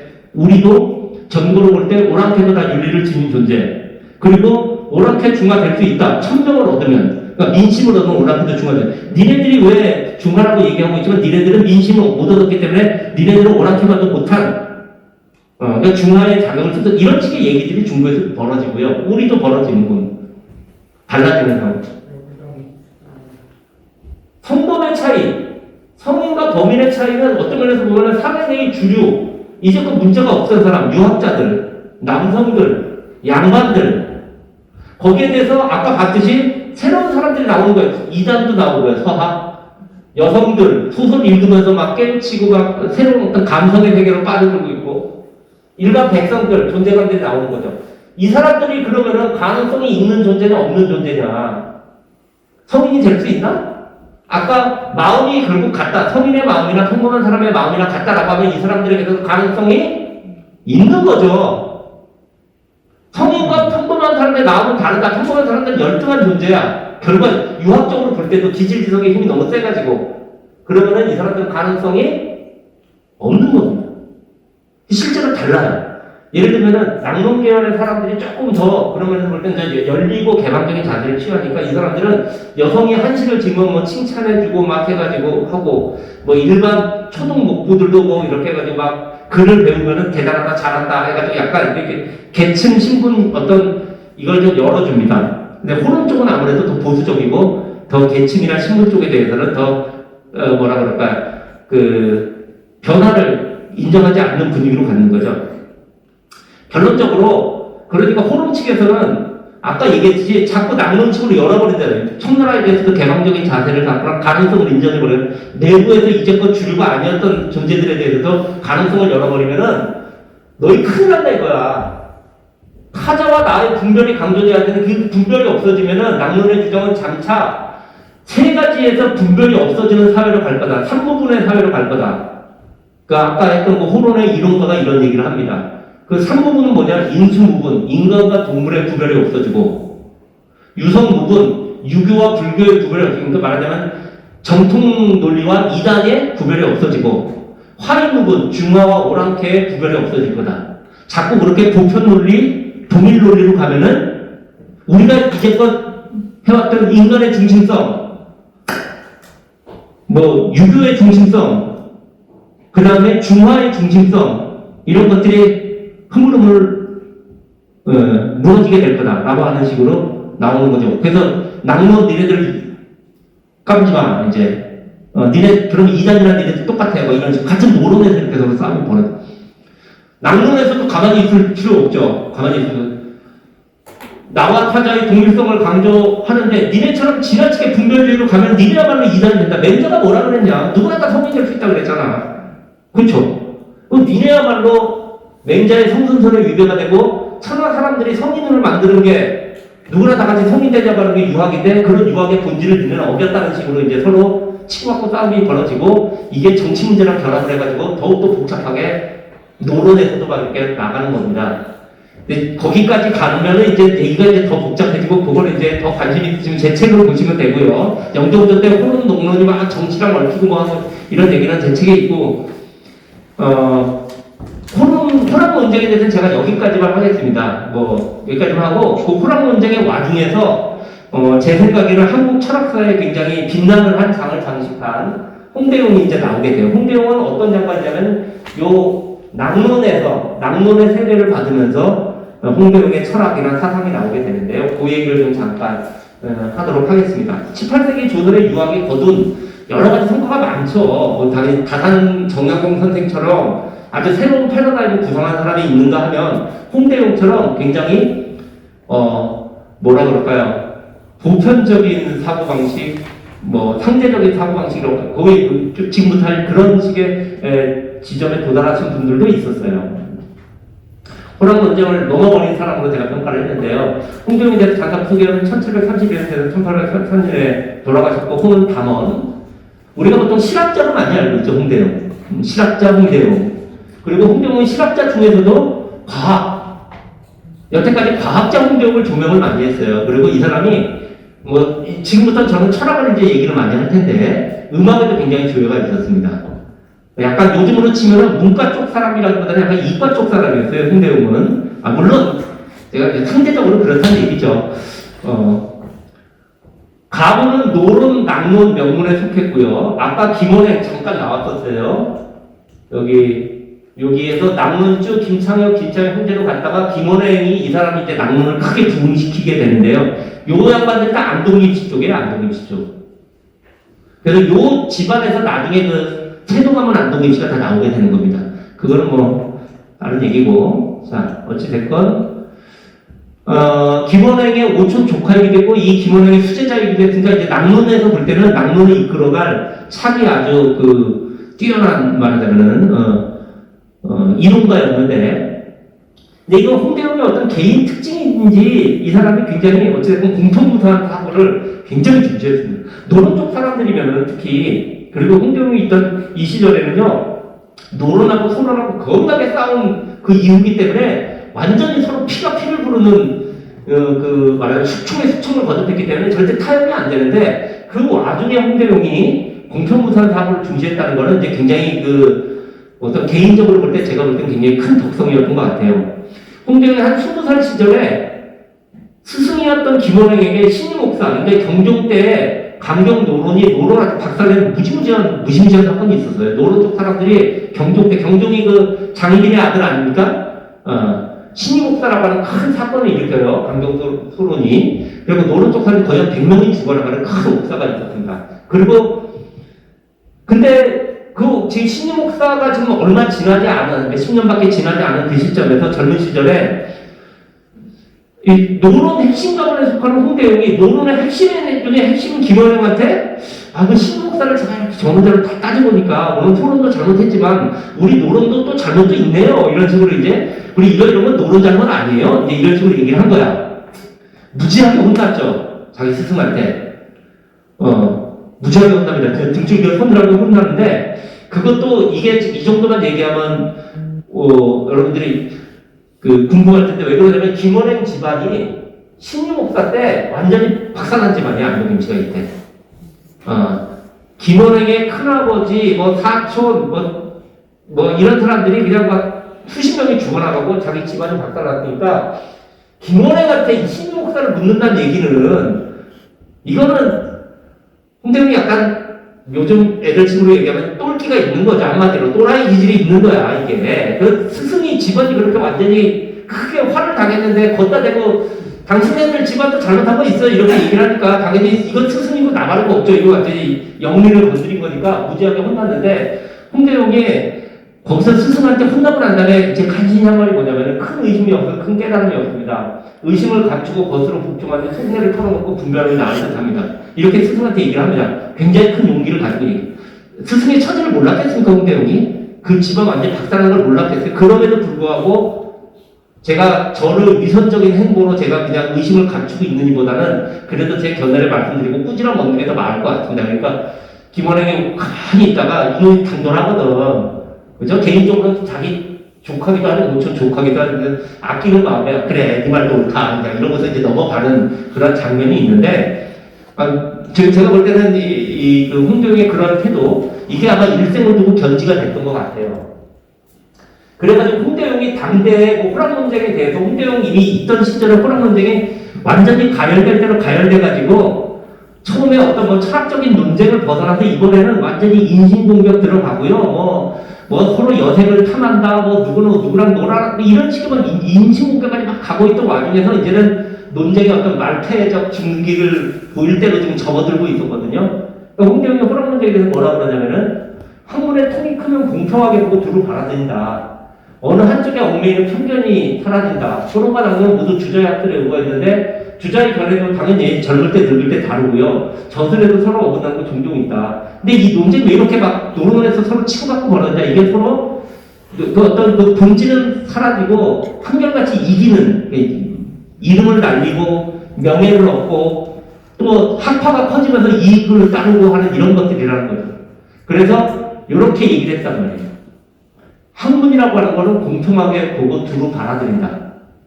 이 얘기를 홍대영이 일생에 거쳐서 몇 번 얘기를 합니다. 그리고 나중에 홍대영이 죽고 난 다음에 홍대영의 절친한 친구 하나가 홍대영의 묘기명을 평가했다가 홍대영이 이 인간은 어느 정도로 쓰면서 공감병수를 다시 한번 또 얘기해요. 공감병수야말로 이 사람의 핵심이었다.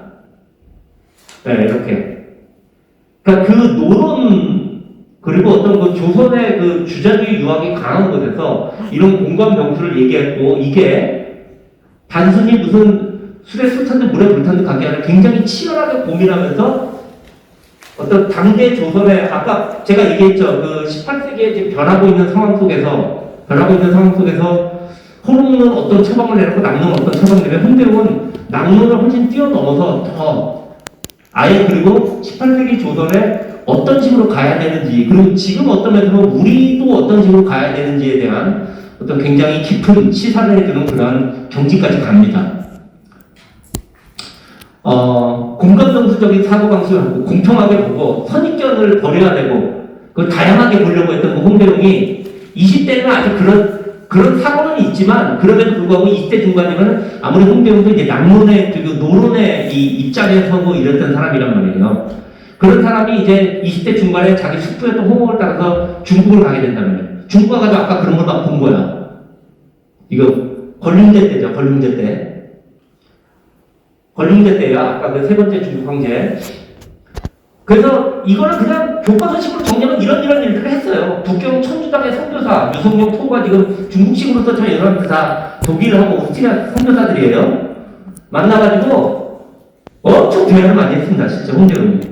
네, 나중에 그거를 다 일일이 기록을 못했는데 무지하게 얘기를 많이 했는데 그래서 아마 서학 계열을 받아들이기 전에 이미 홍대영 같은 사람들이 서양 선교사를 만나서 상당한 수준의 측면에서 서구 이 과학기술이나 이런 천문학 기술을 많이 받아들입니다. 그 외에도 중국 지식인, 관료, 주변국 인물들 다수 만나 교류했고요. 그게 이제 박지원, 박재관, 유독군, 김정희까지 지대한 영향을 미쳤고, 홍정용 후손들 나중에 100년 동안 그 중국 선비들과 교류를 이루고 있고요. 그 다음에 그 서양 특히 선교사들을 만든 홍정용이 얘기했던 서학, 과학, 시사, 철학 같은 엄청나게 담론을 많이 했어요. 그리고 재미난 장면도 있습니다. 이 천주당을 방문해가지고 서양 선교사를 만났단 말이에요, 홍정용이. 근데 거기서 이제 재미난 걸 봐서 파이프 오르건을 봤거든요. 근데 홍정용이 아까 음악의 조예가 깊었다 그랬잖아요. 그 즉석에서 그 파이프 오르건의 이 작동 원리를 홍정용이 딱 깨우치고 음계 딱 바라본 다음에 자기가 그 자리에서 연주를 합니다. 조선의 음악을 연주를 해요. 즉석에서 조선음악 연주하고 막 이런 장면들이 나옵니다. 그리고 서학에 대해서 엄청나게 많은 대화를 했고요. 연행을 하고 난 다음에 이른바 담원연기라고 해서 이제 조선의 3대 연행록 그러면 이제 노가제라고 하는 사람의 연행록이 있고 홍대용의 담원연기가 있고 그 다음에 여러분들 너무나 잘 아는 박지원의 열하일기가 있죠. 뭐 그렇게 얘기를 하는데 어찌됐건 근데 실은 담원연기 요거는 한문으로 쓴 거예요. 을병연행록이라고 해서 한문보다 훨씬 더 자세하게 쓴 한글 연행록이 이미 썼습니다, 홍대용이. 제가 이게 굉장히 서프라이즈했어요, 정말 놀랐어요. 제 생각에는 요거 이제 을병 연행록이 지금 이제 슬슬 학계에서 논문 나오고 그러는데요. 여태까지 한글은 소설, 뭐 아니면 이단이나 혹은 뭐 아니면 아동들, 아니면 여성 이쪽에서 썼단 말이야. 어떤 면에서 보면 이론서나 문물을 접하고 딱딱한 이런 학문 계열에서 한글로 쓴 게 거의 없어요. 홍대용은 어머니를 위해서 썼다라고 얘기를 했지만 어머니를 위해서 썼다는 민명화에 자기의 연행 기록, 정보 이런 거를 담원 연기보다 더 자세하게 장편 한글로 썼습니다. 저는 그래서 이 홍대용이 언어관에 있어서 굉장히 이게 대단한 사람으로 생각을 하고 있는데 굉장히 시대를 앞서는 사람으로 생각을 하는데요. 어찌됐건 자 여기까지는 이제 교과서 같은 홍대용의 정리입니다. 홍대용의 마음으로 좀 들어가 볼게요. 홍대용이 어쨌든 20대 중반에 노론식 사고방식, 그 중국이 어찌 될 건가? 중국이 어찌 될 건가? 이게 홍대용이 살았던 시절은 잠깐 그 얘기를 하면은 청나라 지배가 이제 100년을 넘어가는 시점이었단 말이에요. 청나라 지배가. 근데 조선 사람들이 아직도 국벌에 대한 꿈을 못 버렸어요. 그래서 청나라 망할 거다라는 기대가 있었습니다. 이거는 조선들이 바보여서 그런 게 아니고 실제 중국을 통치했던 그 유목 왕조들 뭐가 있죠? 이전에 청나라 이전에 원나라, 몽고족의 원나라, 그 다음에 여진족의 금나라, 여진족의 금나라나 이 만주족도 여진족인데 어찌됐건 그 다음에 뭐 거란족의 요나라 이런 전부 다 100년 만에 이제 아웃됐어요. 그러니까 조선 사람들이 국벌은 머릿속에서 생각이 되지만 어찌됐건 그때가 되면 18세기 중반이 되면은 청나라 아웃될 거다.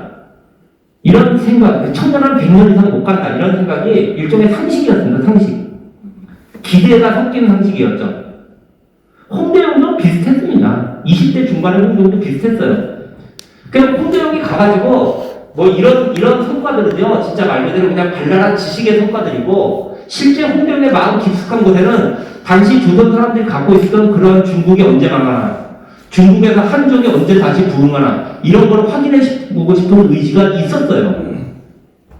북경 정양문 앞에서 홍대용이 완전 놀래버려서 입이 벌어져서 막 그냥 수레와 막 이런 데 왔다 갔다 하고 청나라가 망해야 되는데 망할 조짐은 안 보이고 흥청망청 잘 나가는 것만 보이는 거야. 정양문 앞에서 홍대용이 수많은 수레와 말을 들으면 박효준 소리가 경적받는데 옆사람 말투도 들리지 않을 정도로 번성하고 있어. 참으로 천하의 장관이구나.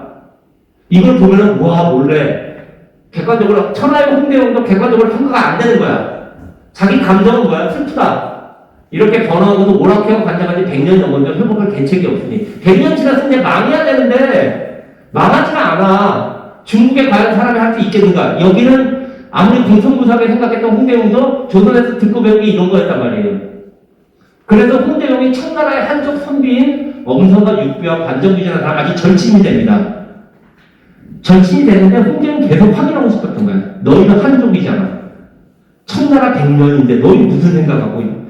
이게 달갑냐? 지금처럼 병가는 게 좋으냐? 오락해묵식 좋으냐? 계속 물은 거야, 홍대용. 진솔한 대화를 굉장히 많이 했는데 결국 홍대용은 이거를 확인하고 싶거든요. 청나라의 지배는 한족의 재앙이 아닌가 홍대용이 물었습니다. 근데 이 사람들의 얘기는 기대한 대답이 아니었어요. 청나라는 천명을 받았다. 이 사람들은 잘 살고 있어요, 지금. 한족들도 청나라 왕조로 반기고 있어, 지금. 황제가 잘 나. 명나라가 다시 일어날 기미가 없느냐? 명이 망한 지 100년이 지나고 청에서 태어난 우리는 청에게 충성을 바치는 게 도저히 맞죠. 그 사람들 얘기에서는, 그 사람들 처지에서는. 오랑캐는 상징하는 변발을 하고 호복을 하면 마음을 편하고 이게 다 홍대영의 질문들에 되었고 대답이 이런 거고 예약은 실용이 중요하다. 청나라의 의복은 편리하다. 명나라 의복은 그 허례허식에 빠진 거다. 이런 식으로 계속 질문이 이어지고 대답하고 질문이 이어지고 대답하고 왜 홍대영은 그렇게 집요하게 질문을 100년 넘게 씨가 멸망의 징조를 찾아보고 싶은데 이건 홍대영뿐만이 아니라 당시 조선사람 다 그랬어요. 그러나 홍대영은 거기서 저들의 처지를 이해한 거죠. 아까 얘기했던 공통부사 그 뚝심이 발휘가 되면서 저들의 처지, 저들 입장에서 생각해 보니까 풀리는 겁니다. 저들의 상황은 달라졌구나. 그 불변한다고 생각했던 춘추의리조차도 시간과 상황에 따라서 달라지는구나. 그래서 춘추에서 내세웠던 복수도 몇 대가 지나면 사라지는 거구나. 저들이 그렇게 했을 때 청나라 조정에게 바치는 걸 한쪽에게는 당연히 충성이 아닌가 해서 말하자면 이 논리를 수긍을 한 거죠. 저들의 처지를 저들의 시각에서 인정하고 그렇게 되면 이제 문제는 저들은 이해가 되면요. 그러고는 문제가 어떻게 되냐면 그런 질문을 여전히 고집하고 있는 우리에게로 반성이 투여가 되는 겁니다. 선입견에 빠져 있는 거구나 우리가. 네. 요거는 홍대영의 초성화를 우리가 보통 알려는데 이 초성화는 홍대영의 초성화 따르고 요거 하나 딸랑 남아있어요. 요거는 요 분이 그린 겁니다. 아까 그 세 명의 선비랑 대화를 했다고 그랬죠. 엄성육비 반정이 요 사람이 그림도 제법 잘 그려가지고 이 사람이 자기 문집에다가 자기 초성화를 이렇게 그려놨어요. 그래놓고는 그 당시 자기랑 친구가 있었던 홍대영을 비롯한 조선 사신단 6명을 쭉 그려놨습니다. 제가 그 중에 2명만 데리고 그려왔는데 여기 홍대영, 그 다음에 이제 그 홍대영의 삼촌 홍어, 요 두 사람만 내가 그냥 살짝 가져와 놨습니다. 뭐 이런 사람들이 그렇게 얘기를 했고 연행 이후에 홍대영이 그런 사고에 기초한 자신의 연행 기록을 썼습니다. 근데 젊은 선비들 사이에 쭉 퍼진 거야. 젊은 선비들 사이에 연행록이 퍼졌는데 홍대영은 상황을 인정하다는 논리를 이제 이야기를 쓴 겁니다. 저들의 처지에서 보니까 이렇게더라. 그러니까 이거는 결국은 젊은 선비들 사이에 대청복수라는 어떤 조선의 이념적인 국시에 대한 이게 캡처마크를 달린 그런 책이 돼버린 거죠. 그러니까 굉장히 불온서적처럼 돼버린 겁니다. 그것도 노론에서 대청복수의 산실인 노론에서 이런 글이 나오게 되니까 그래서 노론 아까 호론들이 좀 강경 보수파 말하자면 분별주의에 강하고 청나라는 절대 가능성이 없고 그랬던 사람들이라고 얘기했잖아요. 그게 이론가 중에 하나였던 김종우라고 하는 노론의 살림 네가 이제 호론 쪽 말하자면 이론가가 홍대영보다 훨씬 선배입니다. 이 사람 명성도 당대는 컸고요. 참고로 얘기하면 이 김종우의 동생이 김종수예요. 김종수 혹시 아시는 분 정조 때 정조가 노론하고 소론하고 남인하고 세 사람 파트너를 만들어가지고 이제 탕평 정치를 하는데 노론 측 대빵이 이 김종우의 동생 김종수입니다. 그럼 여기서까지 해요. 최재공과 김종수가 그러니까 노론 대표 김종수, 남인 대표 최재공 이렇게 나오게 되는 겁니다. 하여튼 그럴 정도로 이 사람 명망이 있는 사람이었는데 이 자기의 후배인 홍대영이 저런 식으로 이 대도하는 말을 하고 오니까 이제 바로 편지로 들어가가지고 이제 직격을 하는 거죠. 비린내나고 더러운 원수의 나라 사람들과 만나고 네가 뭐 걔네들하고 친해지고 동조를 해버렸다. 그리고 청나라는 이제껏 오락회 중에 최고로 나쁜 놈들이다. 병가를 강요한 그런 아주 그런 놈들인데 홍대영은 이제 거기에 대해서 물론 이제 손대고 그러니까 조심스럽게 반론하는데 절대 물러서지 않습니다. 결과는 홍대영이 조심스럽게 하지만 결론은 이거예요. 성인도 시위를 거스를 수는 없다. 상황에 따른 변화를 거스를 수는 없다. 인정할 건 인정해야 된다. 이런 거죠. 그러니까 뭐 그렇게 해서 뭐 길게 가다가 이제 우리가 홍대영의 가장 뛰어난 걸작이라고 평가되는 언제 썼는지는 정확히 이게 모르지만 의산문답이라는 홍대영의 만년의 걸작이 나오게 되는 겁니다. 의산문답은 여태까지 과학서, 홍대영의 과학적인 어떤 뭐라 그럴까요? 그 선거가 집약된 그런 걸로 조명이 많이 됐는데요. 실은 그 과학도 홍대웅이 하고 싶은 얘기는 따로 있었어요. 바로 이 성인도 시에 따른 변화를 거스를 수 없다. 이 얘기를 하고 싶었던 겁니다. 잠깐 의사문답에서 소개를 해보겠습니다. 의사문답은 의산이라고 하는데 의무료산이라고 하는 산에서 두 사람이 문답을 하는 겁니다. 그래서 의사문답인데 누가 문답하냐면 허자와 시롱이 문답을 해요. 이게 벌써 여기서 홍대웅이 실학자라고 해 딱 드러나죠. 허자는 말 그대로 성리학적인 세계관을 갖춰가지고 근데 이제 이미 그거는 헛되고 거짓이고 공허한 게 돼버린 거야. 허자라고 하는 사람. 시롱은 현실적이고 진실에 가깝고 이런 걸 얘기하고 시롱이 결국은 홍대웅 자기를 내세운 거죠. 허자가 계속해서 질문을 합니다. 조선에서 기본적으로 가졌던 거 성리학에서 얘기는 이거고 어쩌고 하면 시롱이 껄껄껄 웃으면서 이제 받아치는 거예요. 네가 생각한 건 틀렸다. 이렇게 얘기가 되는데 시롱이 처음에 하는 얘기가 이제 이런 겁니다. 그래서 이 허자가 아까 얘기했던 호론식으로 얘기를 하는 겁니다. 인과 물의 차이가 있고요. 동물은 천하고요. 뭐 이런 식으로 가고 얘기하니까 홍대웅이 시롱의 입을 빌어가지고 웃기는 소리 말아라. 사람의 입장에서 사물을 보면 사람이 귀하고 사람이 너 입장에서 보면 그렇게 보이는 거 같지? 사물의 입장에서 보자. 그러면 반대로 사물이 귀하고 사람이 천하다. 우리는 그럼 뭔가 이렇게 상대적으로만 보지 말고 너무 이렇게 되면 상대 허무주의 같은 거에 빠질 수도 있습니다. 그죠? 이 중심이라는 게 없어질 수 있으니까 홍대웅은 거기서 중심은 하늘이야. 하늘에서 내려다보면 사람이나 사물이 모두 귀하다. 그래서 이제 이거를 학자들이 인물균이다. 아까 인물동이 더 나아가가지고 인간과 우리 동등한 가치, 동등한 존재다라고 하는 존재 어떤 상대성, 동등성들을 인정하는 그런 식의 논의로 가고요. 이렇게 얘기를 이 인물들을 그런 거를 얘기를 할 때 홍대웅이 이거를 설명하기 위해서 홍대웅의 뛰어난 과학으로 조명받은 얘기들이 이제 쭉 나오는 겁니다. 너 세상에 여태까지 중심이라고 봤지? 땅에 중심이 있다고 봤지? 땅이 네모나니? 그때 사람들은 땅에 네모나는 중심이 있고 그 중심이 중국이라고 봤단 말이에요. 땅 네모나지 않아. 땅은 구야. 지구야, 지구. 구가 되면 자기가 서 있는 곳이 중심이죠. 구의 중심이 어디 있어요?